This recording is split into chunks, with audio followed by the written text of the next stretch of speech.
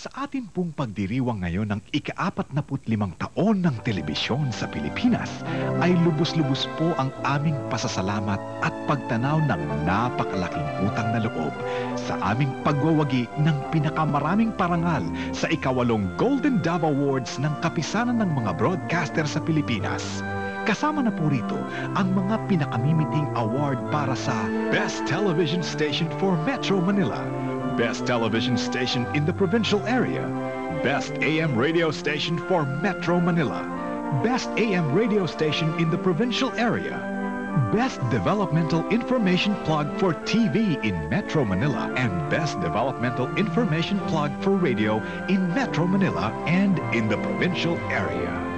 At ang KBP Lifetime Achievement Award para sa ating Chairman Emeritus ng ABS-CBN na si Eugenio Henny Lopez Jr. Sa inyo pong lahat sa KBP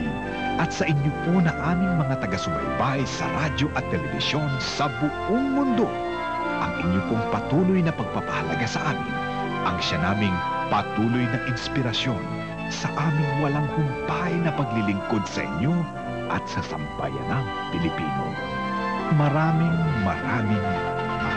salamat po.